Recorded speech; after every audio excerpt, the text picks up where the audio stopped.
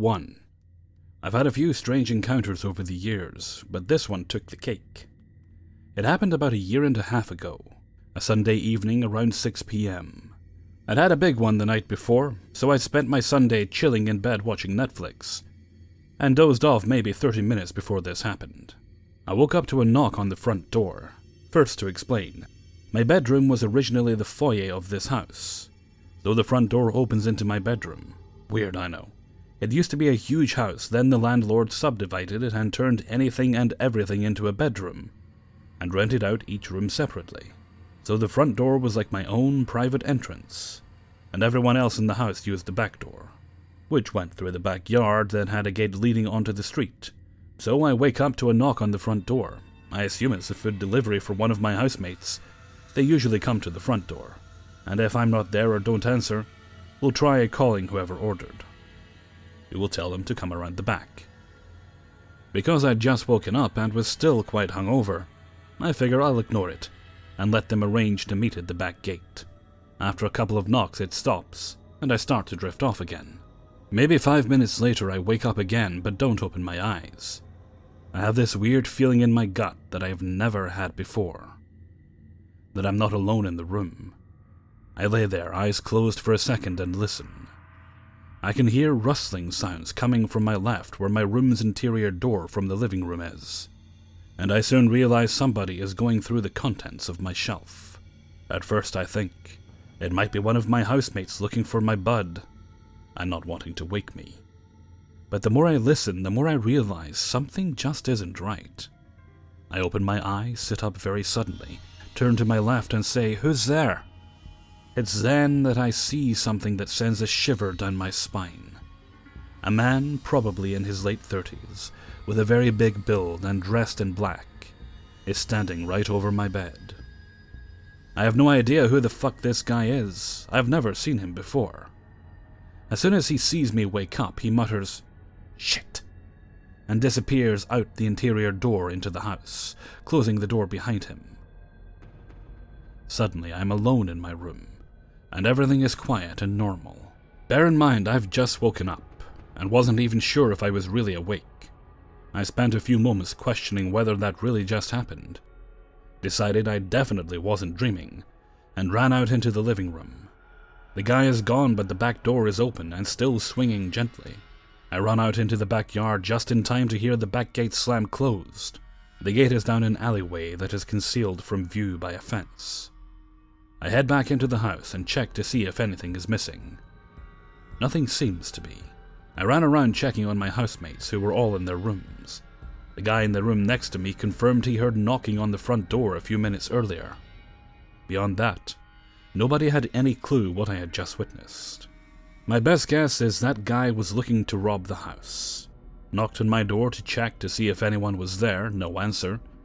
So he comes in the back and heads straight for my room, which he knows that is empty, which he can't be as sure of regarding the other rooms in the house. It's a 5-bedroom. When he comes in, he sees me asleep, and decides to tempt fate by trying to grab what he can without waking me. But in order for him to know the layout of the house this well, he would almost have had to have seen the inside before. Creepy dude in black hovering over my bed. Let's never meet. 2. At the time of this story, I was around 3 or 4 years old. I am 18 now. I'm a blonde-haired, blue-eyed girl, and I've always liked to think of myself as a pretty nice person. A little backstory to my situation then. I was living with my mom, grandma, and aunt in a duplex located in a fairly large city. Believe it or not, the city that I did happen to live in didn't have a whole lot of creepy people. Or my family was just very good at keeping me from that side of the world. My mom had recently gotten out of an abusive relationship with this guy who happened to be my dad, and we were going through a pretty rough patch. A few more months pass, and it was Christmas time. On this particular day, my mom and I were at the store buying some groceries. It was a completely normal trip. That was until we got to the end of it. We stood in line to check out, and some lady was on her way in when she noticed me and abruptly approached. She was probably in her late 30s, early 40s, with long brown hair that reached about the middle of her back. She was a little shorter than my mom, she is 5'10", and was pretty skinny. She smiled, and I assumed it was supposed to be warming, but it was far from it. She said hello in a semi-friendly tone. I smiled back and said hello, trying to be polite. I tried to scoot closer to my mom, but there was a cart in between us. This woman then started asking me questions such as, "How old are you? Is that your mom?" etc. Part of me found no harm in answering her questions, and the other part of me was hoping if I gave her what she wanted, she would leave us alone. I told her what she wanted to know, and she continued to get closer and closer with every minute. She then asked me if I had seen Santa yet. My youth eyes grew wide and my heart raced, excitement getting the better of me. I told her I hadn't and asked where he was. She explained that he was in the back of the store and that she could take me to him. Before she could get another word in, I turned to my mom and asked her loudly if I could go with this person to go see Santa.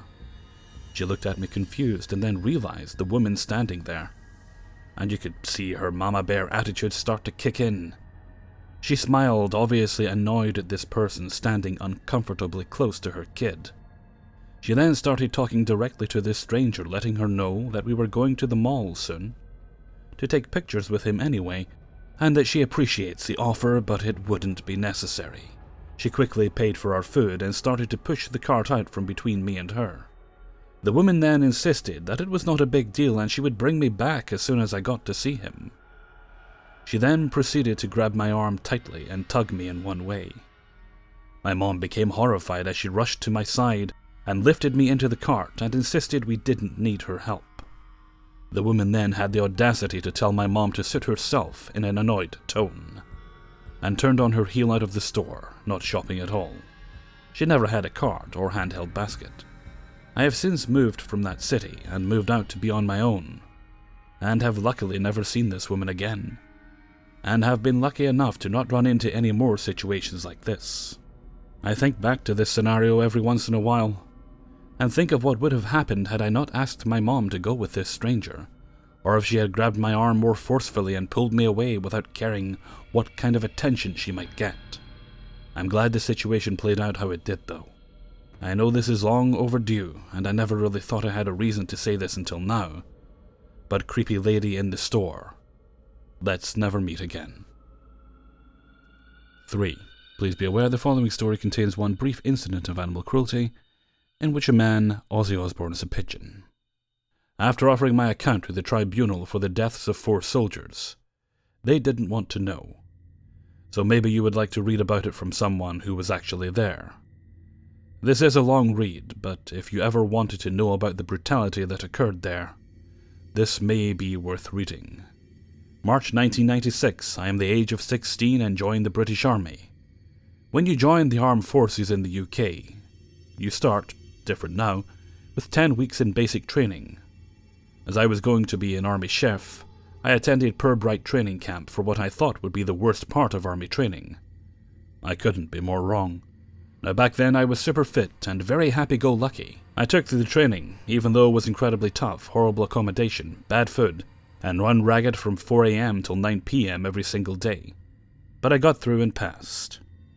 I still remember my passing out parade and how proud my mum was watching me in my uniform marching around. After you finish the hell of boot camp, you go on to phase 2, which is your trade training, which depending on what you chose would decide where you went. For me as chef, it was St. Omer Barracks in Aldershot. However, until your phase 2 training started, everyone, no matter what trade, went to Deep Cut Barracks, a delightful camp about 1 mile from Purbright, so only down the road. Initially I was very excited to be leaving basic training. After all, the food was better, you could have duvets on your bed, and the regime was nowhere near as strict as Purbright. When you first arrive, you are all put into new arrivals building, sharing a room with 10 others until they decide what platoon you went into. I assume on the length of time you would be there. So I settle in for my first night. I knew a few of my roommates from my training platoon. My very first night on the camp, I got a glimpse into the realities of what Deep Cut was. I woke around 1 AM, I needed the bathroom. Upon getting to the door before I could open it, 2 guys in gas masks carrying pillowcases barged into the room. They ran straight to the far bed and proceeded to batter the lad sleeping in the bed, with what looked from the outline like helmets in the pillowcases. After watching this stunned, I thought I should get help, but it was then that I noticed the corporal who was in charge of us that night was holding the door open for the two guys. He looked hammered and was in hysterics at what was unfolding. The assault lasted for probably 30 seconds before they ran out, followed by the corporal at the door, and I could hear them pissing themselves with laughter as they ran down the stairs. After helping the battered lad to the bathrooms, I watched him clean himself up. Neither of us said anything. After all, he looked about my age, 16. What could we do if one of the people in charge was involved and was basically behind this? In the next few days, I came to realize this camp was basically where sergeants, corporals, and officers went if they had failed in their career or for a punishment.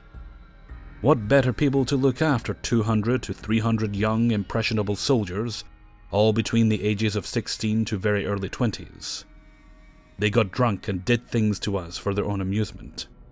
I had the hope and knowledge it would be okay. You normally spend 1, at most 2 weeks here. I would be out of here soon. Day 3, I got called into the sergeant's office. He explained due to the fact that they are so short of army chefs. No one wanted to be a heroic army chef, so they were critically short. I had to wait at Deep Cut for enough chefs to pass through basic training before going on to my next phase. After asking how long, 3 months was the reply. 3 months at this hellhole. I thought it couldn't get any worse. I was very, very wrong. At this stage, I got introduced to my platoon while I was at Deep Cut. By my brand new platoon sergeant, I will refer to as Sergeant G. Initially sounded very friendly and spoke with a soft Sunderland accent. He started by laying down ground rules, cleaning, etc. It was at this point he warned us about his evil twin. We all laughed, but he wasn't joking. He said if we came across his twin, it wouldn't end well, and left us at that. After speaking to a few of the lads that had been there a week or so, they reiterated the warning along with the "Don't get on Sergeant G's radar, just keep your head down." It was at this point I began hearing rumors of the suicide of a soldier and the involvement of Sergeant G. Apparently he had made this soldier the target of his evil twin and made his life an utter misery, tormenting him whenever he could. It was a few days after that I personally witnessed the evil twin in action. Myself and a few lads were in our room when a pigeon flew in through the open window. After several hilarious attempts to shoo the bird out, we failed, and the pigeon carried on flying around and landing on lockers. This was when Sergeant G enters the room and asks what is going on. After explaining about the pigeon, "I'll show you how to catch him." He then proceeded to jump from the beds into the air in an attempt to catch the bird. At first this was hilarious, we were all laughing, even Sergeant G. That is, until it went on for at least 30 minutes, maybe more. He just didn't stop, he was relentless. The poor pigeon, probably scared to death at this point, got himself caught by Sergeant G. Now what happened next you may think is bullshit, but I can 100% swear to this, and will always remember this moment. Sergeant G put the pigeon's head in his mouth and bit it clean off. He then spat the head out on one of the beds and threw the body out of the window. Stunned by this, we just stood there, while the demented Sergeant G kept saying, "Evil Ed's had his dinner," and laughing. While this is probably the most psychotic event I witnessed, the sheer cruelty of Sergeant G was legendary. One day in the height of summer, he made us push a huge temporary road around a field barehanded. If you have never seen one of these, it's basically a gigantic roll of rubber and steel. Being jet black and being in the sun all day, this thing was incredibly hot. So hot, in fact, all of our palms and fingers burned into one huge blister on each hand. After inspecting the damage to our ravaged hands, he shouted at us for not having men's hands, even to the women. Not satisfied with this, he ordered us to grab a huge rope from the back of the Land Rover and ordered us to have a tug of war with this rough strip of rope until the blisters all tore off our hands. The pain of the raw flesh of our hands was incredible, especially when he then ordered us to do press-ups on the hot concrete afterwards. There was also the time the booster injection they gave everyone became infected in a few of us. Sergeant G's evil twin made it his mission to find who had an infected booster site, and would punch them in the site as hard as he could.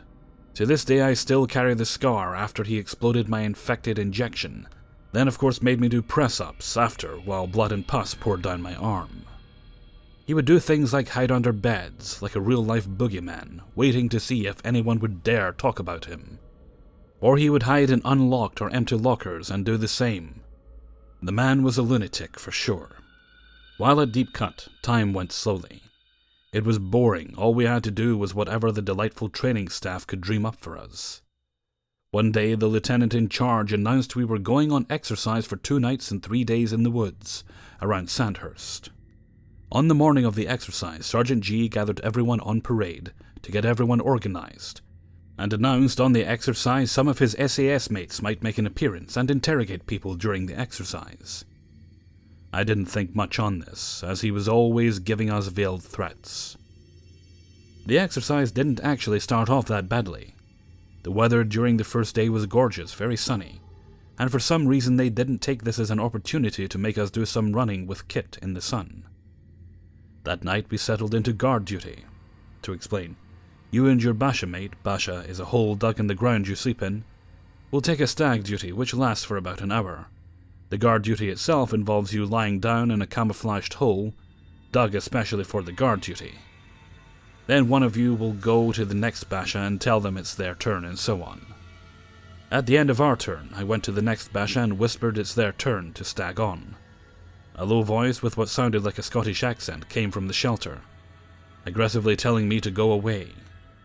I didn't recognize the voice, and thought to myself maybe the SAS thing is true. Maybe I can be a hero and capture Sergeant G's mates. Imagining what Sergeant G's face would be in the morning when I reported that I single-handedly repelled the SAS attack, I cocked my SA-80 with a blank round, and demanded whoever it is show themselves. Silence. Angrily I pulled back the poncho covering the Basha, to be greeted with what I could just see in the dark as Sergeant G's naked body. He was in the Basha shagging one of the female recruits, and must have put on a weird fake voice to throw me off. I stood stunned as a furious naked Sergeant G leapt to his feet, telling me not to say a fucking word about this, and to get back on guard duty. I couldn't quite see how angry he was because it was dark, but I could hear the fury in his voice. I now was on his radar. He was married. I now was a witness to him fucking some woman whilst on exercise, and I knew he would have to do something about this. The next morning things seemed to go okay. Sergeant G didn't even acknowledge me, which suited me down to the ground, and the exercise carried on until the night. The weather this night wasn't like the night before, it was torrential, and I was assigned the 3rd stag duty, which was around 1, I seem to recall. Now weirdly I was told I had to stag on with the girl who Sergeant G was shagging, which was odd, as it meant my Basha mate didn't have to do a guard duty. Not sure why, but I wasn't suspicious about this sudden change. But we carried on with the guard duty, chatting in low voices, bored out of our minds as the rain hammered the waterproof material above. All of a sudden I felt a tremendous weight crash through our canopy right onto my back. Someone from behind grabbed the front of my helmet, and I could feel what seemed to be a knife against my throat. Pulling my helmet tighter backwards, it felt like someone headbutting or hitting the back of my helmet with something. He demanded I drop my rifle, in the same Scottish accent I heard the night before. Pulling me to my feet, he ushered me forward into the dark forest. Glancing down, I caught a glimpse of the girl I was on guard duty with. I could see how terrified she was when we locked eyes for a moment. Then she carried on laying down with her hands behind her helmet. I remember stumbling through the woods for probably 10 minutes in the pitch black, when the voice ordered me to lie face down on the ground. Dropping down in what was a huge muddy puddle, I tried to keep my head up and face away from inches deep of foul, muddy water. The voice then demanded my name, rank, and number, which I gave him. He replied he didn't believe me, and he would shove my head into the puddle with what I assume was his foot. Daring to look up slightly, I could see 2 pairs of boots, so I knew it must be Sergeant G, and probably one of the corporals. The other one didn't speak at all. They then started asking about how many people were in our platoon, and who was in charge, etc., to which I obviously gave them all they wanted to know, being 16 and terrified of being alone in the woods, with what I knew was Sergeant G.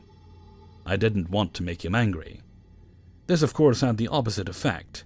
He gave me what felt like a punch right to the testicles as hard as he could.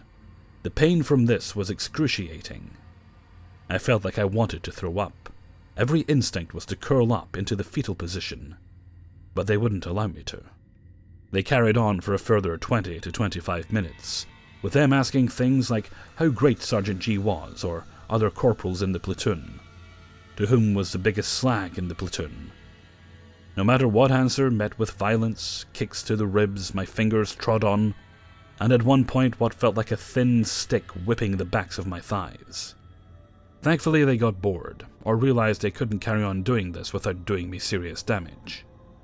I was ordered to my feet, and led back to the area our platoon was camped out, and told to go ahead alone when fairly close. After retrieving my rifle from the girl, who was still on stag duty alone, she asked what happened. I always remember this, as I didn't want to seem like a coward. I told her nothing had happened, they just asked me questions. However, I was crying inside. All I wanted to do was go home to my mum. Pathetic as that sounds, but I felt violated. The next morning was the end of the exercise. Sergeant G gathered everyone. After some debriefing mainly about how bad we had done, he then announced that his mates from the SAS reported they had interrogated a few people, while staring at me the whole time.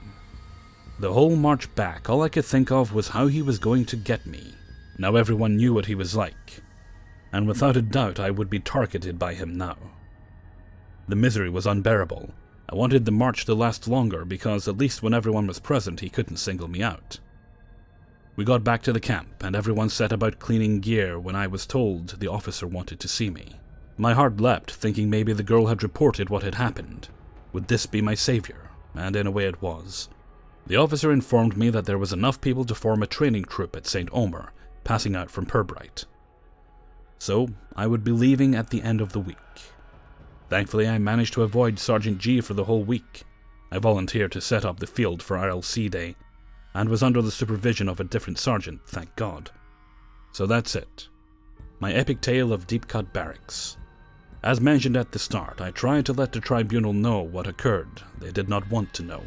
This man affected me in such a way that I still have recurring nightmares that I have rejoined the army, and he is going to get his revenge. And as for Sergeant G, don't worry about him, boys and girls. He got his just desserts for all the years of torment he doled out to vulnerable young soldiers. The army recognized this and promoted him. He is now the officer in charge of recruit welfare in the British Army. I wish this was a lie, but it is not.